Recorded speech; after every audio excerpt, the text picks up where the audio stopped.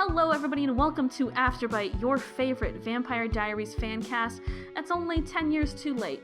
Or maybe we're 10 years right on time. Maybe we're just right here when you need us. Kind of like Batman, but we're gay and we talk about the Vampire Diaries. Do you think Batman would have liked the Vampire Diaries when it was, on TV? I think that was, Bruce Wayne's, So, I am taking a class about superheroes. Okay, you're an expert in the matter. Continue. Yeah, and we just finished our lecture about Batman. And, oh shit, this is very topical. I didn't even know this. Yeah, so do I think Batman would like the Vampire Diaries? It depends on what era of Batman you're talking about. If you're talking about the more modern, oh, we're gonna make sure that Batman isn't gay and less campy, then yeah, he would love the Vampire Diaries. But wait, no, we're talking... Okay, so we're talking, I'm just going to put this in relation to movies. We're talking Christian Bale Batman would love the Vampire Diaries? Because that does not seem like a very hetero male, very strong thing to do. That's true. I mean, I think more in tone style, they kind of match, if that makes sense. Okay. Yeah, so you could probably put, if you're talking about tone, then Christian Bale's Batman is similar trying to be angsty tone of the Vampire Diaries. Mm-hmm. But if you're talking about what Christian Bale's vampire would watch, he would not be watching the Vampire Diaries. That would be more like Tim Burton's vampire. Yeah. Tim Burton's Batman. He would be watching the Vampire Diaries. Mm-hmm. So what we're saying is you could probably Photoshop or edit in Christian Bale's Batman into any episode of TVD, just in the background, and I guarantee you the lighting would match. Yeah, exactly. You wouldn't need to do anything. Exactly. That's what I'm saying. Welcome to Afterbite. We promise we're a podcast about the Vampire Diaries and not Batman. And this week, we are talking about the first 2 episodes of Season 1 of The Vampire Diaries. We're talking about the pilot, and we are talking about The Night of the Comet. And before we get started talking about our expectations for this show, I kind of just wanted to put a general disclaimer out there. So, The Vampire Diaries as a show changed the CW as a network, right? It gave it this massive 18 to 25 demographic of women, and it kind of saved the CW as a network into making it this genre powerhouse that it is today. And as many problems as we have with the CW, right? They're one of the few networks on TV that let genre shows be genre shows. So it let The Vampire Diaries be a vampire show. It changed a lot of things. It's very culturally significant. Is it always good? No. And I'm gonna call it trash sometimes, because there are some lines and some bits and some storylines that really don't work, but it's still culturally significant, and you can still have your superiority if you, love the show, you know? I just kind of wanted to put that out at the top of the show here, that, I get that it's culturally significant, and I get that it had a shit ton of episodes, but sometimes it's garbage trash. It's trash garbage. And also, I'd like to point out that just because a show might be trash does not mean that it's not fun to watch. That is also true. I love trash garbage. Garbage is my favorite. I could live in garbage. I mean, I practically do. I live in Kansas. It's the same thing. So, just because I call a show bad doesn't mean I ain't gonna sit here with popcorn and watch it with glee. But also just because it has this legacy. Haha, get it? That's the spin-off of the spin-off show. Legacies. Just because it has that legacy doesn't mean that we can't call it out for the times in which it's bad. And that's important for any show, you know? That is true. I do that for a lot of shows. Criticism is important. It's how the show gets better. And criticism is a form of appreciation when we're talking about it, right? When you like a thing enough to think deeper about it, you really, you have an appreciation for that thing. Also, sometimes this show's bad. Okay, moving on. So I guess I'll just start with, some general stuff. Jordan, before you watched the pilot of this show, which is the first time you have watched this pilot in full, watched it full attention, what did you expect going into the pilot of The Vampire Diaries? Knowing what you know, that like this show spans 8 seasons and spawned off 2 other shows, right? It's a massive cultural hit. What did you expect going into the pilot? The only expectation I really had was this is just going to be a whole bunch of teenagers, because I feel like my entire knowledge of the Vampire Diaries is based off of just like things that I've heard about it, or like clips I've seen of it, TikToks I've watched of it. Yeah, and it's usually just like a whole bunch of like brooding like music playing in the background while someone speaks about how much they love another person and how much it hurts them to love them, you know? So my entire expectation was this is just going to be a whole bunch of like teen eggs bubbling up every single episode, and it'll probably be very trashy, which I'm okay with. Okay. And I love that. We love some good trash here. So jumping, I guess, into the pilot. Oh wait, should we explain that Brian won't be here in this episode? Oh yeah, Brian's not here because he's off in Disney World somewhere. Disneyland? Disney World. He's off, doing whatever Brian does. He'll only be here like a few times. Most of the episodes are going to be me and Jordan just holding down the fort here and watching TVD. And boy howdy, was this week kind of a trip, huh? Yeah, it was something. So I guess we'll start with the Netflix description of the pilot of The Vampire Diaries. The description is, reeling from the death of her parents, 17-year-old Elena becomes interested in a handsome new student named Stefan, who is hiding a dark secret. Which I love that sets up so perfectly before we even watch the episode or learn anything. It sets up 2 things. Elena's really depressed, and also she's very interested in Stefan, who is very broody. I feel like, so when I first put this on, my one of my roommates asked, "Are we watching Twilight?" And I feel like this is like one of the main reasons why he asked that, because like it's just like, oh, there's this teenage girl we're focusing in on who's like super broody, and she's like falling for this person we know is a vampire. Yeah.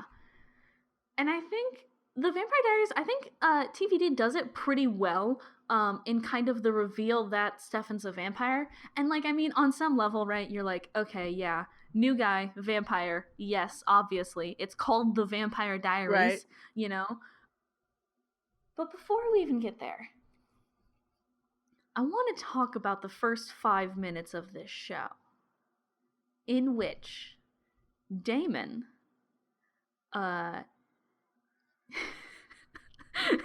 Damon gets hit by a car and does like 4 flips in the air, and he should have been in the fucking Olympics. Hi, welcome to my gymnastics podcast. We're talking about the way that Damon's body did 4 flips when he hit on that car, and he put some flair into there in like the vampire way, right? He made himself do an extra rotation because he thought it'd be cool.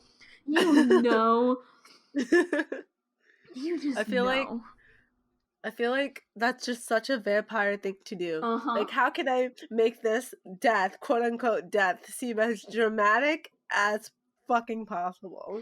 And you say, how can I make this seem as dramatic as possible? And that is, I think, one of the cornerstones of Damon's character, is when he wants to be. Boy's a fucking drama queen. He cannot help himself. He just goes for it. And I'm like, hey, bud, calm the fuck down. Just like chill. The other thing that I really do love, and this is the thing that I just kind of love the juxtaposition of, is the gore from Damon absolutely fucking murdering 2 people who are complaining about some white guitar artist, which seems like it could happen in 2019, 2009. It could be anything. And the gore that you see there, right, with the like the blood and everything, and then it just cuts to this wimpy ass piano theme and the Vampire Diaries. Like, come on.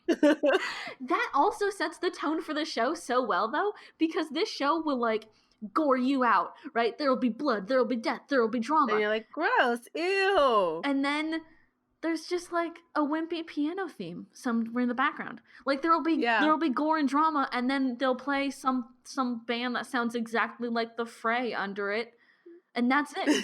That's all of TVD. Podcast that over, really folks. Is. We did it. We broke it down to its bare essentials. I mean, I did say that was the main amount of content I was getting on TikTok about the Vampire Diaries. It was just people like either fighting or something of another, and just some like music, some angsty, broody piano playing, guitar playing band in the background. That is literally all it is. And it's so great. It's so great in that it's so bad sometimes that, especially in the first... And granted, right, this is just the first episode. It's hard to find the tone of a show in your first episode. It's so hard. Pilot episodes are so hard to get right. And I think a lot of them are bad. I think this is actually a fairly good pilot for the Vampire Diaries. I agree. I 100% agree. Like especially because I feel like it does set up the tone very well of what the show is going to be like throughout the rest of the season. And it like, I don't know, it sets up like certain, what's the word I'm looking for? It like sets up certain like, I don't know, I guess like motifs or something like that. Oh, yeah, okay. It sets up a lot of, it's a very thematic. Yeah. With that like that just go throughout the rest of the show. Yeah. So I think it does all that very well. Yeah, and I think it's super, I mean, also to get 181 episodes, you probably had a good pilot. But like watching it again, knowing how everything kind of ends up, you're like, oh damn, that's a really good pilot. And I think more than a lot of shows, TVD does first episodes of their seasons really well.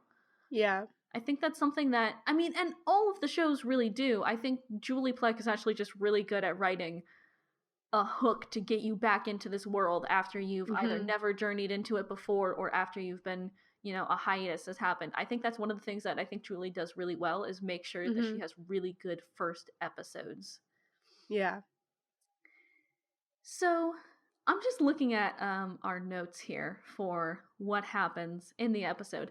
Basically, to give you a summary of TVD, let's see here. The first episode, I'll read like a longer summary here, and you can kind of just stop me whenever you have something that you want to talk about here.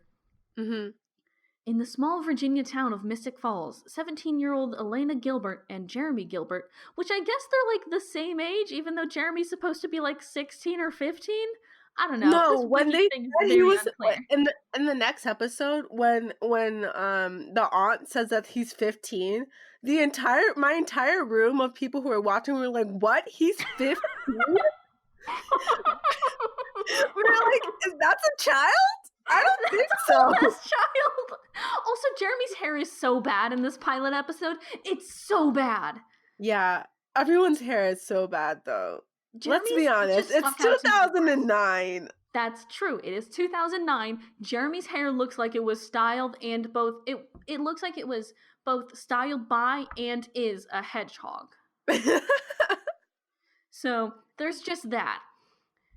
There's a whole bunch of problems with Jeremy's being 15, so we're just gonna kind of like him popping drugs. Yeah. Being a drug dealer at 15 years old is like, here's some oxy, real quick. Here you go. Hey, what's up? You don't even need to pay me for this, girl. We bang, I guess. Even though she's older than Elena and Matt. Okay, Vicky. Okay. That's okay. This show is so messy. Oh god. Anyway, 17-year-old Elena Gilbert and her brother Jeremy are both in denial of their parents' deaths. Elena convincing herself that she's over it despite her self-imposed social isolation. Elena becomes emotionally Elena becomes emotionally withdrawn over hiding her grief, while Jeremy turns to drugs to avoid dealing with his own feelings. I can't read today. Nothing goes as planned for both of them during their first day back at school when a mysterious new student, Stefan Salvatore, attracts Elena's attention, leaving her ex-boyfriend Matt jealous, as well as her friend Caroline, who also likes Stefan. I actually would love to talk about these relationships, okay? Because we all know, or if you've heard of the Vampire Diaries before, there's like this huge epic love triangle between like Damon, Elena, and Stefan, right? Yes. Mm-hmm. But the way that there's already a setup of like a little mini love triangle between Elena, Matt, and Stefan. Mm-hmm. And then also another love triangle between Jeremy, Vicky, and I don't know what the name of the other guy, Tyler, right? There's like, I feel like Julie Plec just like loves love triangles. It's like her favorite thing to write because like she loves geometry so much. Yeah. Like, just so much. Like just in Legacies alone, the amount of like potential relationships that are there. And I feel overwhelmed. And you are in for a journey over the course of the Vampire Diaries. You are in for a journey. If you think our messy queer teens are bad, you cannot. Oh, girl. No, girl. And like here's the thing, right? Mm-hmm. Like, I like get it. It's high school. Even though I didn't go through this, I know a lot of friend groups went through where people were just dating each other, then breaking up and dating their exes. So, I get it. It happens in high school. Like I understand that's what you're trying to represent, but also it's the messiest shit in the world, okay? It's so messy, and yet every time I'm like, oh shit, I gotta know more. I gotta keep watching. I gotta know this. Yeah. So like I just loved like the little mini triangle she's already setting up. Mm-hmm. Like there's like, and even like in the first episode, I feel like, I mean not in the first episode, but more like the second episode, there's like a setup of relationship between Stefan and Elena and Matt, and then there's also this whole thing with Damon like hanging around here in like the corner. Just chilling. Yeah, he's so just like being weird. Yeah, it's just very interesting. Yeah, and you're so right, too, is that a lot of the relationships in TVD tend to come in threes. So, like, of course, there's, like, love triangles. But then as far as, like, Elena's friends go, right? It's Elena, Caroline, and Bonnie, who are supposedly friends, but their friendship never feels real, especially in these first few episodes. It's always two of them talking shit about the other one. Yeah, wait, there's these TikToks. Oh God, you and your fucking TikTok. I'm sorry, but when if I find something that relates to TikTok, I'm gonna relate it. There's this TikTok of this series that these two girls do, where they sit in a car and they like, it's like a POV TikTok where it's just like, POV, you're at lunch and we're bad mouthing you in our car, or we have like a really toxic friendship and we're just talking to one another, and it's the two girls talking like so badly about one another, but like in a passive aggressive way. That's the entirety of Caroline, Elena, and Bonnie's friendship. Yeah, if that's not what that is, I don't know how else to describe it. And like I get it, because like, I have those friends where I'm like, oh yeah, we're all friends, air quotes, but I would also willingly throw you both under a bus if I had to. But at the same time, if Elena doesn't have, like, I feel like she's friends with Bonnie, and then I feel like Caroline is friends with both of them, but neither of them like Caroline, especially in the beginning. Yeah, I also don't like Caroline in the beginning. Yeah. It's wild for me to say that Caroline turns out to be one of my favorite characters in the Vampire Diaries. Like, the whole universe, right? Yeah. In TVD, TO, and Legacies, right? All of there. She's one of my favorite characters. But God, does she start as the most annoying person. Like, just even, like, the conversations they have, it's like it's all centered around her. And I'm sorry, but I hate those type of people when whenever we're having a conversation, it must be about me and the struggles that I'm going through and how yeah, sure, everything's going well for you, sure, but I need to talk about me and how I'm envious that things are going well for you and not going well for me. That's those are the worst types of relationships. You can't talk to that person. And the good thing about it is that eventually you realize that she's pretty self-aware about all of this, right? She knows that she's an obnoxious control freak and hates it. But until you reach the point where the show kind of goes, oh, by the way, she knows this, it just feels a little bit insufferable. Yeah. Her character growth is absolutely phenomenal. And I love Caroline Forbes so much. But God, is she insufferable. I also just have a note here. I just have a note that just says, "Yikes, lads," in all caps. And I don't know what that means, so to speak. I can't remember. But, yikes. There's some pretty... Oh, wait, I do remember what that is.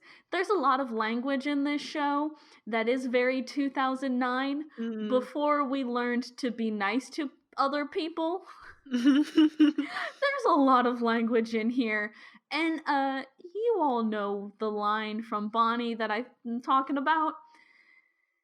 Yikes, lads. It's bad. Yeah. That's a good description of the Vampire Diaries as well. Just yikes. Yeah, yikes. It's a product of its time, that's for sure. Which is both a very nice and very mean way to put it. Another thing I wanted to talk about was the Dear Diary stuff. Because I get it's called the Vampire Diaries, but also I hate that. I hate it so much. Dear Diary, today was so, I hate it as a tool to get across characters' emotions. It's not good. It's very uninteresting and boring, especially when they have Stefan reading his diary and then Elena reading her diary, and then they have one line that they speak together. I don't like it. I hope you're ready to suffer through this for at least another few seasons. Yeah, great. I guess I will, because it's just I don't like it as a technique to get characters' emotions across. I'd rather you show me that than you just straight up tell me what's going on in their heads. Especially because I also don't think it leaves any room for the imagination, where it's oh, you're just gonna tell me what's going on. All right, I guess that's what we're doing right now. For this entire scene where people are just writing down in their diaries and just speaking about their feelings. I guess we could have spent that time doing something else, but no, this is fine too. Yeah, it's a very obvious kind of expository tool, right? Where they're Elena's depressed. Here's how we're gonna show it. She's gonna write in her diary in a graveyard. Yeah. Also, who goes to a graveyard to write in their diary? Extremely depressed teens like Elena Gilbert.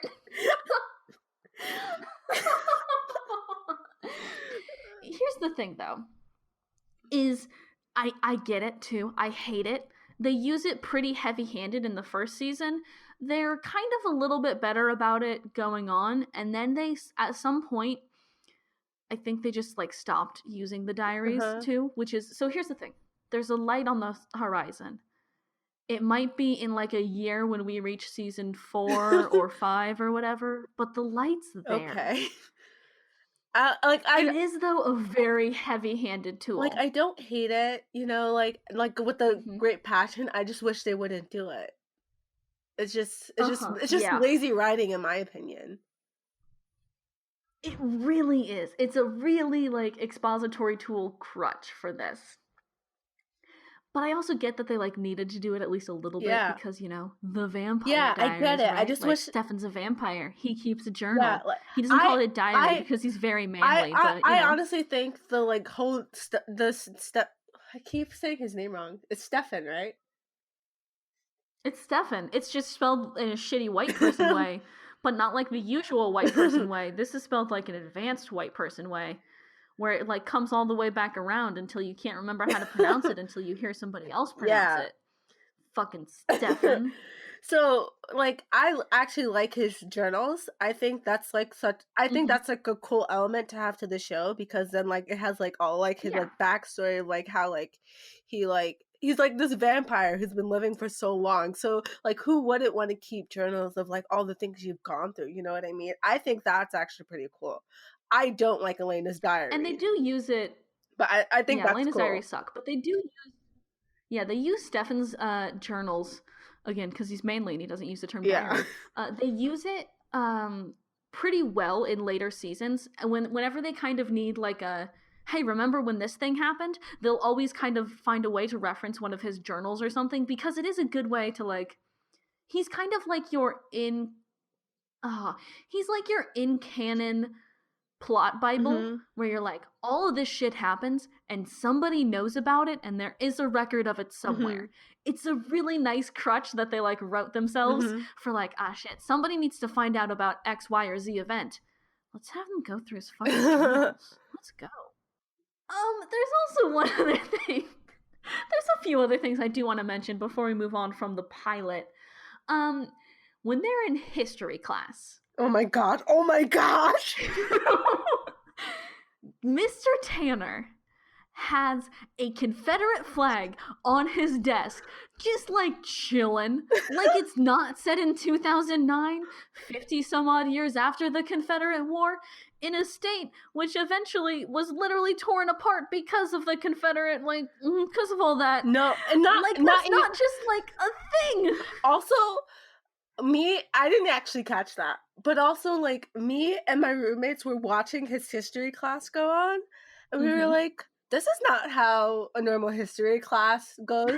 You don't just ask randomly how many casualties there were in this battle and expect students to know that, because that's not relevant. He does a lot of not teaching to these kids.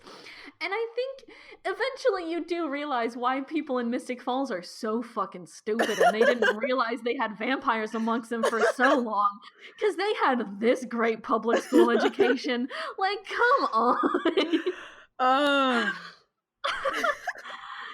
It's so bad. Yeah.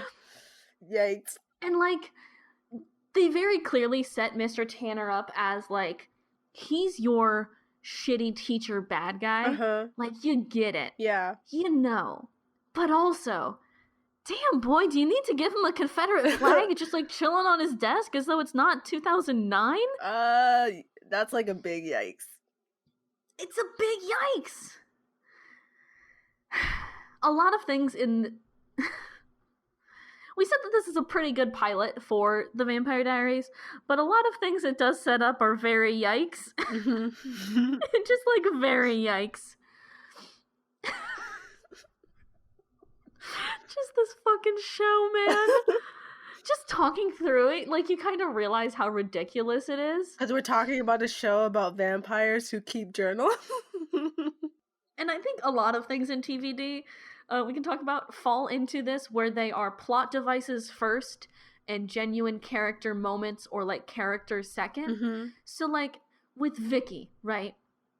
You can very clearly tell that she is a plot device first and a character second. Yep. She is defined by the relationship she has. And I don't actually know shit about Vicky still. There's so much. There's a lot to unpack. There's a lot to unpack here. I think next, obviously, there's a party, and something goes terribly wrong. Yep. It's like a game of Clue. You know, there's a party. Obviously, shit's gonna go down because A, we're hearing about it, and B, teens are drinking, because that always turns out very well in CW shows. So, there's a lot to unpack with that whole party scene, right? Yeah. The fact that there's so many fucking teenagers in the woods, dude. There's so many. What are they doing up in there? And also, they have electricity, they have lights. There's like a whole, Like, this is somebody's, like, backyard gazebo in the middle of the woods. How much alcohol did there need to be? Like, you know, small town shit, like, adults know this happens, right? Yeah. And you know somebody's rich mom buys them a cooler full of beer. Just, like, a cooler full of, like, shitty beer. Yeah. And she's like, you know, I'll just leave this out back if it goes missing. Oh, darn. But, like, goddamn, y'all, this is irresponsible as fuck. Especially because they're all under the age of 21. They all are, like, 16, 17. It's like, how believable is this? Like, does this actually happen in real life? What? Like, shitty, like, back-to-school parties with, like, awful alcohol, like, in some, like, fucking field or forest somewhere? Like, I would assume that would happen, right? Like, yeah, of course. But, like, to that extent. To that extent, no. Yeah, that's what I'm thinking. Usually, right, and this is just from my own experience, right, and I did grow up in the middle of fucking nowhere, so my back-to-school bonfire was in the middle of a cornfield that had that was, like, going to fallow, so, which is a very Iowa thing to say, fucking, ours was always, like, a bonfire first and, like, drinking second, right, where, like, the main thing was, like, bonfire and food, and then somebody would bring a shitty, like, 12-pack of beer, you know? Mm-hmm. And I feel like that's more how it goes, right, because you can talk all you'd like, but in small towns, it ain't that easy to get alcohol if everybody knows who you are. Mm-hmm. Everybody knows that you're not fucking 21, Jeremy. You are apparently, like, 16. Even though you're very muscly and have hair like a hedgehog. There is one line that I do want to point out that we both, independently of each other, noted down this one line from Vicky. Because it's so good. It's such a good line. It's such a good line. Do you want to... I don't even know if I could do the same delivery. I will not... Okay, I'm going to be very honest. I'm not going to be doing the same delivery. I'm just going to read it out word for word. But if you want to hear this line, the way it's, like, said perfectly, you need to go watch this episode. She says... That's the one thing you need to watch this episode for, is this specific line. She says, you want to get to know me and screw and screw and screw until you're done with me. Which is a very normal teenager thing to say, I guess. like the thing that really got me about it was the screw and screw and screw. Like, she said 1, 2, 3. She was very like, rule of threes, exactly. Bitch. I'm getting my point across. It's such a good line. That is a good teenager line if you are 47. Yeah. You're 100% it's not a good right. Teenager line if like, it's a good teenager line if you're like 47 and don't know how to write teenagers. And they do get a little bit better about this as time goes on, but wow, this feels like a Shakespearean teenager, you know?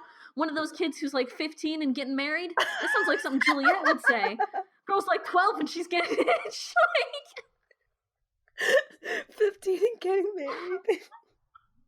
I mean, am I wrong? No, you're absolutely correct. And here's the thing. I mentioned Shakespeare because all of TVD and TO is very Shakespearean. If you, like, break it down to the brass tacks, it's very Shakespearean. And this line of, like, you're worse, you want to talk and get into my soul and screw and screw and screw until you're done with me is very... It's so good. It's so good. It's so good. It's like I feel like we should have a quote Bible where we list all the quotes that are the best just from in general. It doesn't have to be from every episode because, you know, not every episode has like a quote worthy line, but if it does, we need to like keep a list. Not every episode has a banger. But this one was a banger. I was not expecting it, and it was very good to watch. Sometimes that's when this show is the best, honestly, when you have zero expectations. When you're going into it and you're like, this is vampire trash. And then sometimes it'll just knock you off your fucking feet. And you're like, oh shit, okay.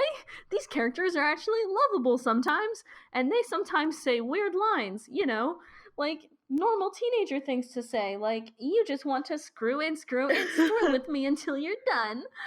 Like, oh God. I love you, Vampire Diaries. There is something we kind of forgot to mention, is that Damon has control over Fog and a raven. Yeah. I was like, what is this? I get it. It's not normal vampire lore, but also like, what? So according to Brian, I talked to him a little bit about this. That is directly from the Vampire Diaries books. You know, the ones that we talked about, I don't know if it was ever released, but we talked about how the main author got fired from writing them, and eventually now she just publishes fanfic of her own books. Yeah. So that is lifted like straight from the Vampire Diaries books. Oh my God. And eventually, and it's like happens super quick, right? He only controls a raven sometimes for like the first like 4 episodes maybe. Oh wow. And then they're like, actually this is fucking stupid. Let's not do that anymore. Let's not do that. Because, oh God. It's like the weirdest thing. Mm-hmm. It's like, that shouldn't be possible, and I know it's not possible, and y'all are making this shit up, because that's not what real. I like to think the in-universe explanation for that is I like to think Damon just carries around a fog machine and runs around using his vampire speed to like make it go all around everybody, and he just has a very well-trained bird. He has put a lot of time and effort into training this bird. This bird has a name. Its name is Poe or some shit after Edgar Allan Poe. He's a fucking angsty shithead, and this bird is just very well-trained. And Damon carries around, like, you know how like zoo trainers have like a fanny pack of like treats or whatever on them? Yeah. I imagine Damon has one of those, but just like tucked under his shirt. That's kind of like Damon's calling card. Uh-huh. And they kind of trick you out a bit. They make you think it's Stefan's because he appears in the graveyard and you just expect he did the murders up front at the very front of the episode. Uh-huh. Yeah. But then once you learn it's Damon's calling card, when you get to later that party in the woods and you see Vicky walking into the fog, you're like, ah, shit. Yeah, like, some bad shit's about to go down. She about to die. But she doesn't. Yeah. Yet. Oh, yet. Oh, bitch dies. Oh, honey. Girl dies eventually. Oh, rip. Well, actually, yeah. That makes sense because she's not in anything. Yeah. After the Vampire Diaries. So, yeah, that makes sense. I'm going to go off on a little bit of a tangent here, but just go with me, okay? All right.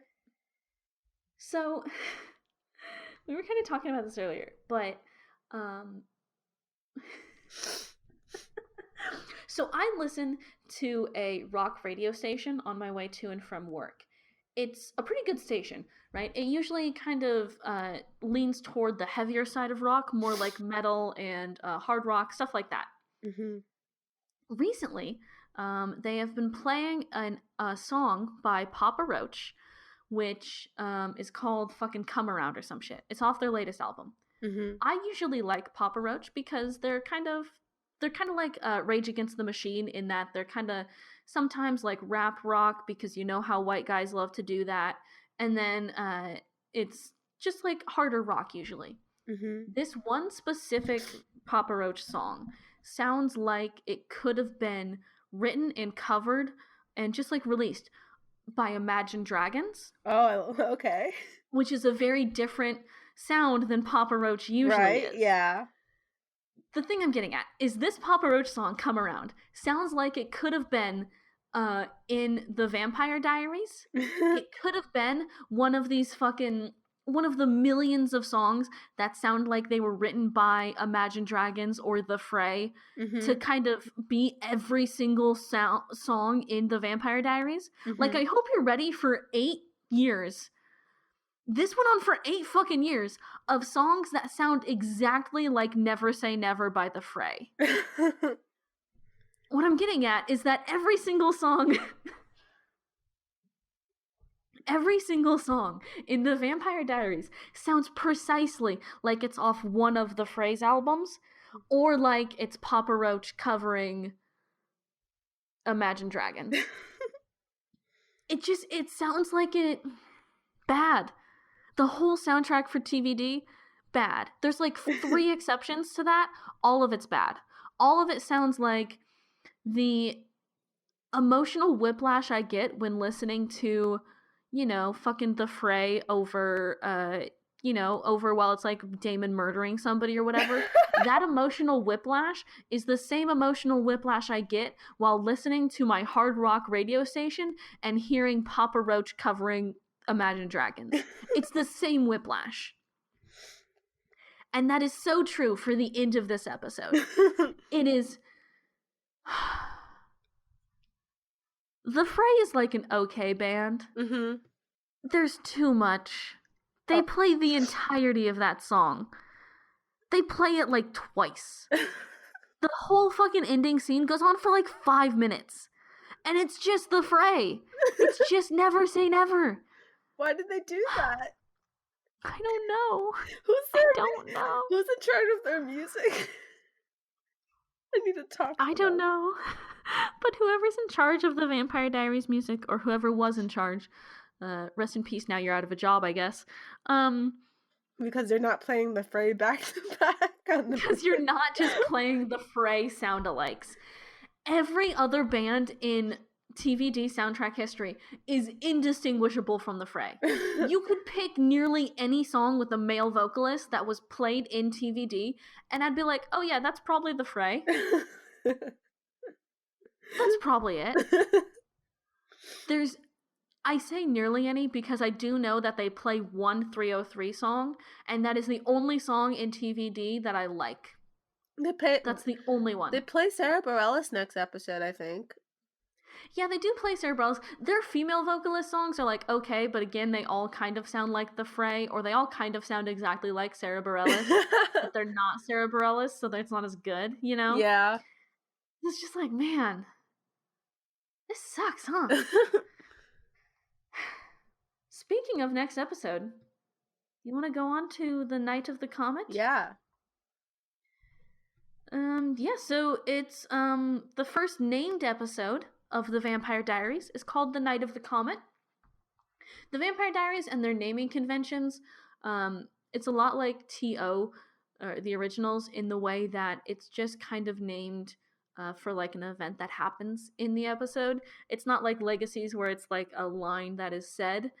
It's usually like an event. Which one do you prefer? I honestly prefer lines that are said. I think that's a much more clever way of naming things. Yeah. Because to me, it feels like you're taking yourself less seriously. Especially with the names that Legacies picks out. Like, Since When Do You Speak Japanese is a great episode title. Yeah. I was in. 100% in. But I also feel like it's more... what's the word I'm looking for? Reflexive, or it's more like self-reflective, right? Where you know you're writing a TV show and you have a little more fun with that form than, say, this, where it's just like, this episode's called The Night of the Comet. Ooh. It sounds so like, I don't know, it sounds like they're trying to be pretentious in a way, and it's not working. It's very serious. Yeah. So for The Night of the Comet, the Netflix description there is... Elena goes to the Salvatore house to talk to Stefan, but finds Damon there instead. Damon reveals surprising information about Stefan's past, which literally happens for 3 minutes of the episode, and everything else is not that. This is not a very good episode description. This is a very good scene description. This would be great on, like, an outline. If you were, like, outlining the episode, this is definitely what happens in about the middle part, but this scene lasts for, like, 3 fucking minutes. Yeah, it really they really aren't trying to reveal what happens in this episode. They're really not trying to hide it. They're like, hey, Elena goes to the Salvatore house. She's trying to find Stefan, but Damon's there instead. Damon reveals surprising information about Stefan's past. This sounds like a very vague writer's room pitch. This is something that some writer obviously pitched. They're like, all right, well, Elena goes to the Salvatore house to talk to Stefan, and then guess who she finds there? Damon. Ooh, like that's definitely like a pitch that was up on the writer's board at one point. It just makes me laugh that that's the whole ass episode description on Netflix. Oh, Netflix. Netflix, you and your descriptions never cease to amaze. There is something I do want to mention. The first 5 minutes of this episode again include Damon committing 2 murders. He really likes to go in twos. But it also has one of what I think is low-key a very morbidly funny thing, in which as the girl's trying to run away from and like get into the car, she's trying to run away from him because she just saw her boyfriend's dead. Damon chirps the car alarm. And I think that's very good. I don't know why. I just really love that. And it plays into his whole like drama queen, like sarcastic thing. But I just love the moment of you're trying, just imagine like you're trying to run away. You just saw your boyfriend dead, blood dripping all over the place. It's fucking gross. You're trying to get to the car's locked, and then miraculously it unlocks, and you get in to drive away, and then you realize you don't have the keys, and then the car alarm just chirps twice, and you're like, oh shit. I love that. That's so good. Say what you want about the Vampire Diaries, but I feel like, and I will, even though I feel like their death scenes are like pretty good. Like it's like very like horror movie-esque, which I enjoy. It really is. It's very, and they get a little bit more so later. These first ones are pretty serious, but eventually the death scenes in like the first 5 minutes, they get a little campy because they kind of realize they're a campy show. And even like these first 2 are kind of just like B-rate horror movie tropes. Yeah. And it's very good. I love it. Yeah, the first 5 minutes are genuinely, usually, like they're always like my favorite part of the episode, because it always, as soon as that like title screen like comes in, it fades in, you're like, oh shit, I want to watch more of this. And then the rest of the episode happens and you're like, okay, sure. But like the first 5 minutes are always like, you're like, ah damn, I'm hooked. I'm here. Yeah, very tight, very clean. It is, it's very clean. I like your notes here in that the way I know these 2 people are gonna die, and then immediately under it you're like, I was right. +2 deaths. And I just love the way you're keeping track of it, like we're giving him points and not 20 years in state prison for this. I love it. Listen, my thoughts are like tweets, okay? They just cut. This is how I tweet. They just happen. They really do. I also love that you mentioned again how much you hate the dialogue with the diaries. And I get it. Like, yeah. This is like where they really start to kind of lean into the, like, oh, they say a lot of lines separately, and then they say one together. Yeah. It's very dramatic. Ooh, I don't like it, but sure, keep doing it. Keep on it, just like you do you. Also, quick question for Elena Gilbert. Who the fuck wears a bra to bed? Elena Gilbert. Elena. I know you're depressed, but when I'm depressed, I take off my bra. I've worn, I'm not gonna lie and say I haven't worn a bra to bed before, but like I have to be like super exhausted for that to happen. You know what I mean? I can't do it, my man. I can't. Really? I feel like, or my mom used to say that you should wear your bra to bed because we have big breasts. So she's like, you should be wearing a bra to bed, kind of like comfortable kind of bra to like make sure your breasts don't sag. And then after a while, I was like, no, I don't think so. I don't think that's good for your health. Shit. I don't think that's good for your health. Like, it's also real not good for your back. But everybody in the Vampire Diaries universe does it. Everybody does. Oh, also, like, okay, I'm gonna just skip to the part where like Vicky's in the hospital and my one of my roommates was like, why is she wearing makeup? Like, did she just want to talk about it? And she's wearing like makeup. And you're like, what the fuck? And I was like, yeah, it's kind of like how TV characters go to sleep in makeup. And you're like, that's not good for you. Please don't do that. Please, like, use a makeup wipe every once in a while. Please clean your face. These characters are gonna have like scoliosis so fucking bad. They get thrown around, they sleep in bras. Like, no! Self-care! I know there are hot vampires around, but self-fucking-care.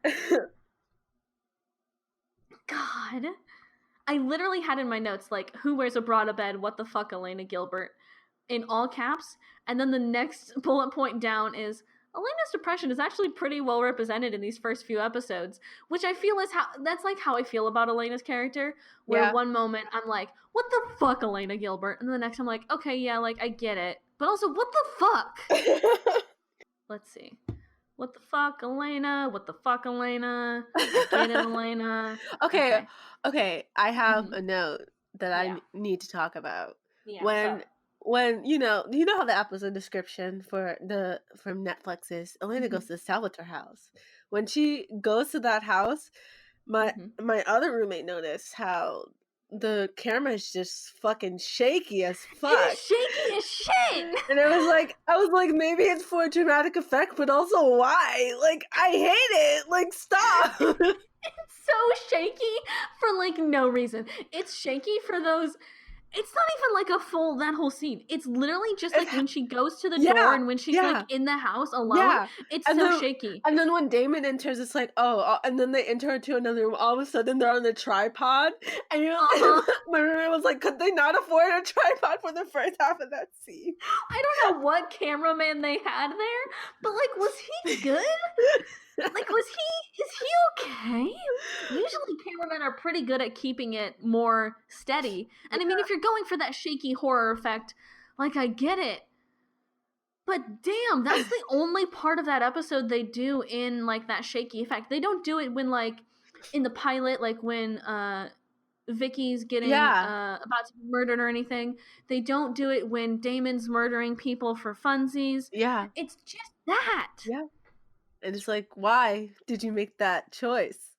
Like, my other question is, like, did something go wrong in production where they were like, they did record it like on like a tripod, but they somehow maybe lost the footage, or like or like something went wrong, like they didn't get the exact take that they wanted, so they decided to go with the shaky camera footage instead. There's so many things like that could have happened that like for the Vampire Diaries, it's just like, wow, y'all were just like learning how to make a TV show, huh? Y'all were just learning. And like, I get it, because like, shit's hard, you know? Like, I went to school for that, and I still feel like I couldn't make half as good a show as this team did, but wow, huh? Wow. I do also want to say a shout out to the love of my life, Jenna Summers. She's doing her best. She really is doing her best. Yeah. But, God, I just love her so much. She's just so good. Just one of my few, like, characters that I just think they're genuinely enjoyable to, like, be around and stuff. Yeah. I just feel like she's genuinely, like, good. Yeah, I like her. She's great. She's trying to, like, get her graduate degree, like, a master's or something, and also taking care of her what is it, like, cousins? Or no, niece and nephew. Her niece and nephew. Yeah. Just taking care of her niece and nephew, you know? Just, like, being a good person overall. And Mr. Tanner's a fucking dick to her, because she's doing her best. Exactly. He's such a dick teacher. I know. And they set him up so clearly for what happens to him that you're like, oh, yeah. You know what? Like, I get it. In other news for this episode, Jeremy's hair is better. Yeah. Tyler's got worse. Balance is restored in the universe. Perfectly balanced, as all things should be.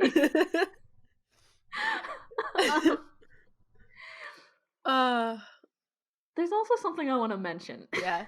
I don't know if this stuck out to you when you watched this episode, but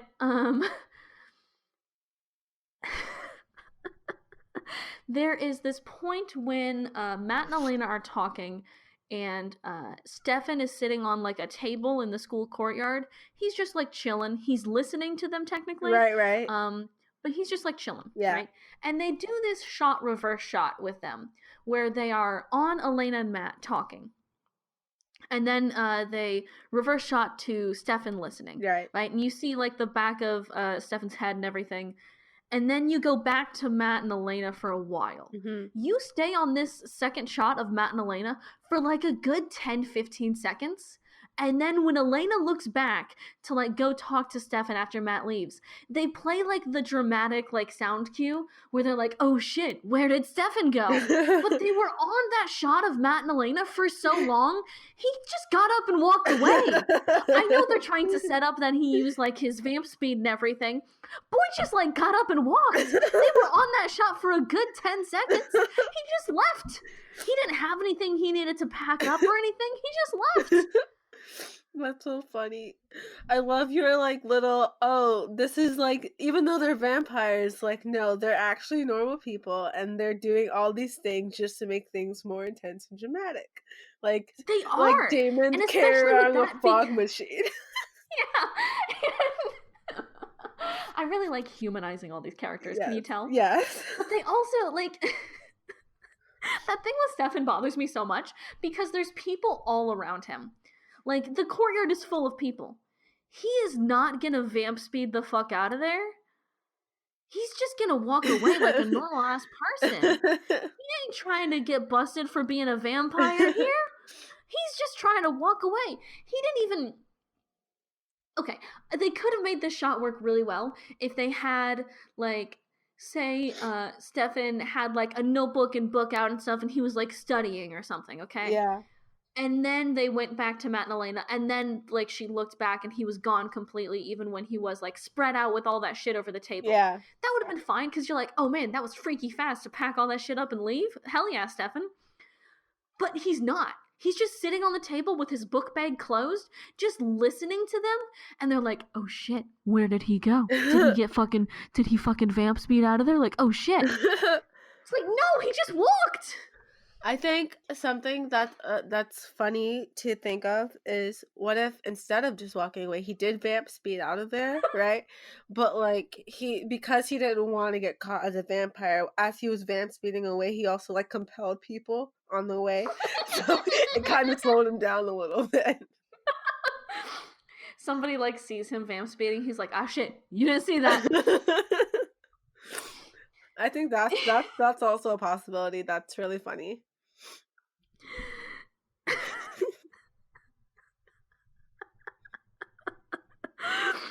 This fucking show. This fucking show. There was something I wanted to point out here with the comet. A lot of the like dialogue surrounding the comet, I feel, is like really well done. Mm-hmm.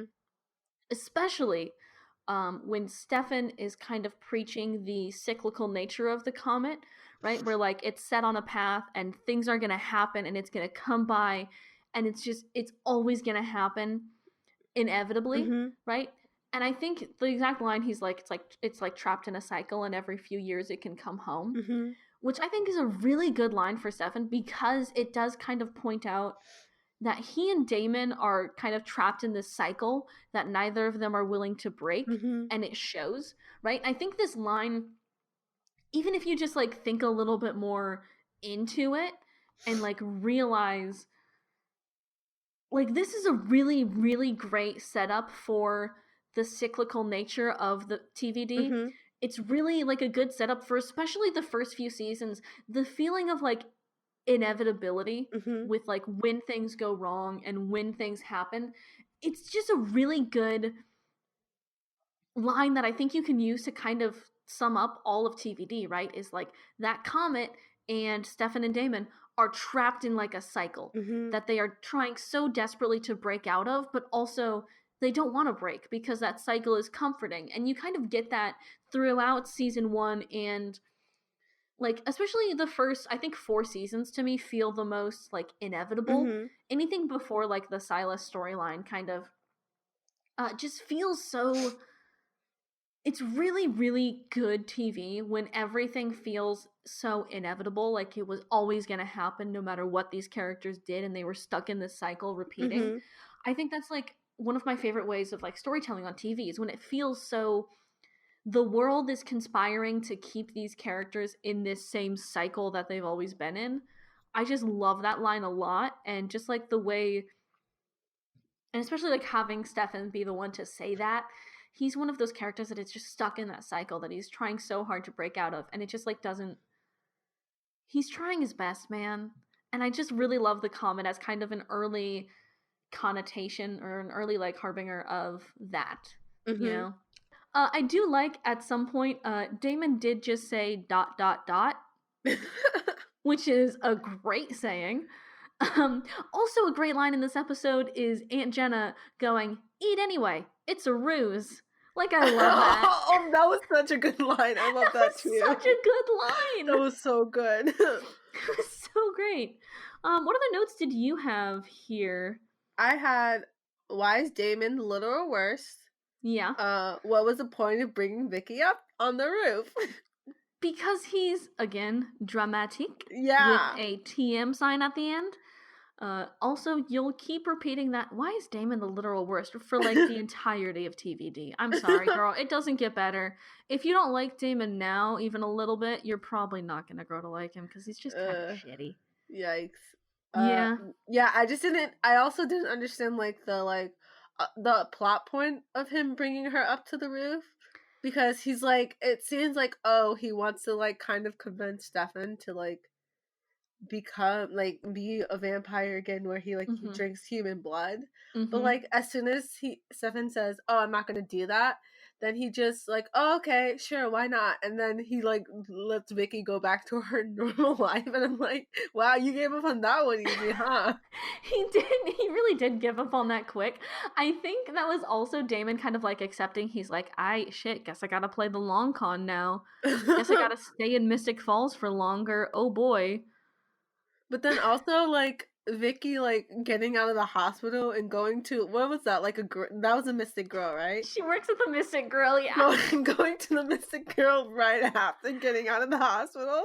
Yeah. With, like, this huge patch on her, like, neck for where her stitches are.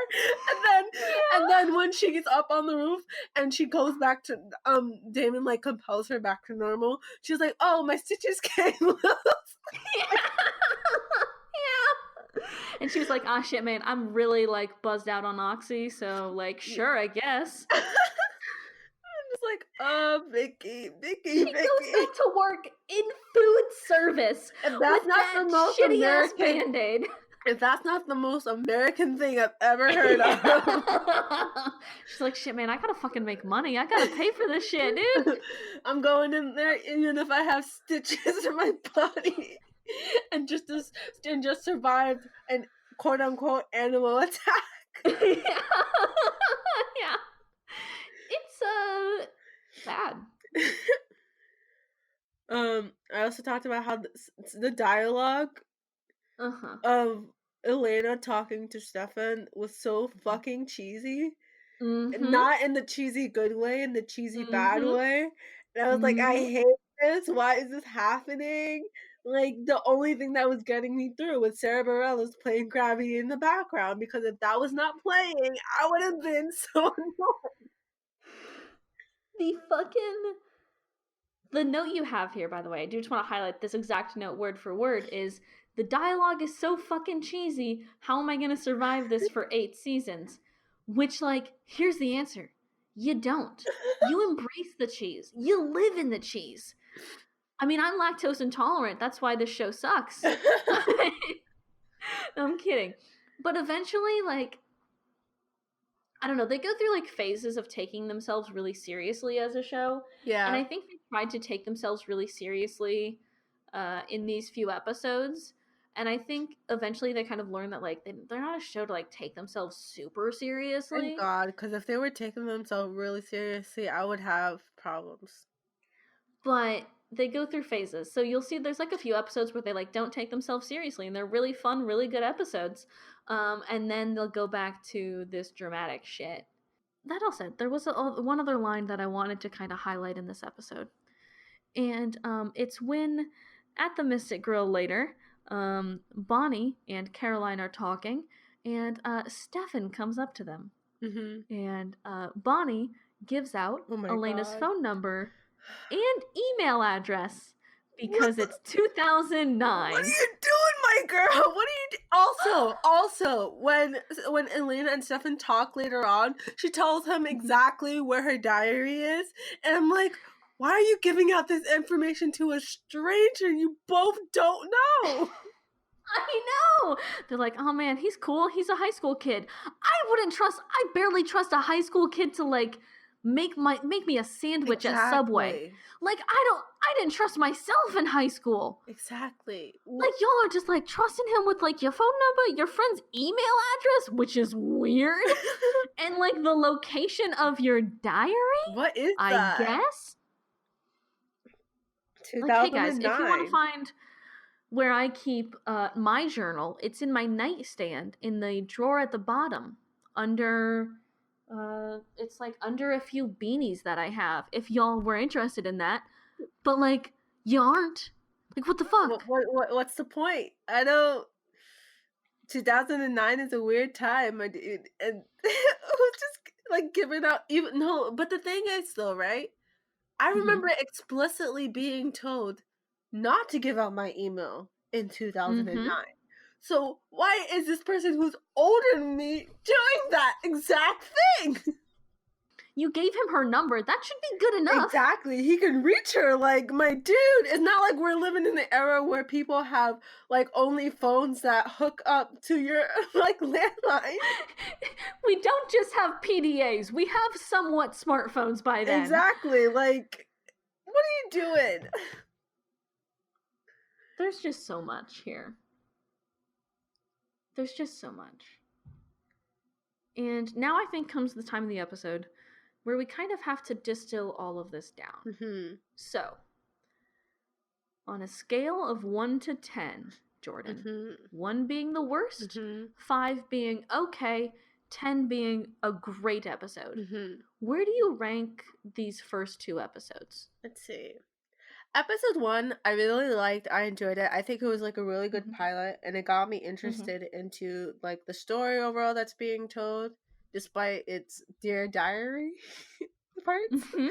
So, I would probably give it like an 8. Okay, yeah, you're really positive on this, huh? Yeah, I really like the first episode, I will say. Especially like compared to other pilots I've watched, I think it does it really well, which is why I'm giving it on a higher number. For episode 2, honestly, I was not very interested in the episode. Like, I feel like a lot of nothing happened. You'll feel that, I will tell you, a lot. And I hate episodes like that. Like, I hate filler episodes. Just make something like make me want to watch this episode for a reason. It's not an episode I would go back and rewatch. So probably like maybe like I don't know if I want to give it a 5 or I'll give it a 5.5. Ooh, a 5.5. You're already getting fancy. Yeah, it's like not. It's a little bit better than okay, but not a fully point better than okay. Yeah, it's like okay sometimes. Yeah. Also, I feel like episode 1 also gets a higher score because of that amazing line. You're the worst. You're worse. You want to talk? You want to screw and screw and talk with me? Ew. Like, that line makes it an 8, 100%. Yeah. Okay. Let's see. What am I going to give this pilot episode? Because I do think it's really good for a pilot. And like we said, I mean, pilots are so hard to do well. I think I might give it an 8 as well. And these rankings, by the way, we're going to kind of like reset our rankings every season. So like when we do our end of the season wrap up episode, we'll kind of just like talk through our rankings and like what we gave these episodes, and then we're kind of gonna like reset for the next season because these seasons of TVD are vastly different. Some of them are very good, some of them are very bad. And do just know that that's a thing because boy howdy, is it a thing. And then, let's see, you said it was a 5.5 for that second episode. I'm honestly going to give that second episode a 4 because, I mean, it was all right. It wasn't even good, though. And I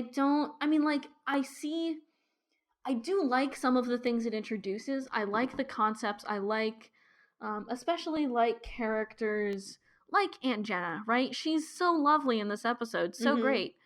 But damn, some of this episode was just really not great, huh? Yeah, there's just a lot of stuff where I'm just like, we didn't have to do that. You guys didn't have to show me that. Like, this is pointless. Like the whole scene of like even the episode description. Elena goes to the Salvatore house and finds Damon. That entire scene took way longer than it needed to be. You know why it took longer than it needed to? Why? Because I had to make sure that you really understood that camera was shaky. That was a very shaky cam. Oh, that's funny. They're like, hey, this camera's shaking. Do you realize this camera's shaking? Hey guys. Hey guys. The camera's shaking. And on that note, hey, that's the first episode of Afterbite. We did it, y'all. You made it through our pilot episode as well as the Vampire Diaries pilot episode. Congratulations. You did it. Yay. We're at the end. We're done. Remember to follow us on Twitter at AfterbitePod. I will sometimes release little goofs that didn't make it into the full episode. You'll also get all the latest news about Afterbite, such as when we come out, which is on Fridays. This is the first of many Fridays in which you can listen to us talk about this show. And I know I sound sad about that, but I really do like this show sometimes. Just right now, man. Hey, that camera was really shaky. It really was. It was so obvious. Shaky. It was so shaky. Anyway, until next week, I don't have a good outro planned like I do the intro. So bye, I guess. Bye. Just bye. That's it. That's how we end it.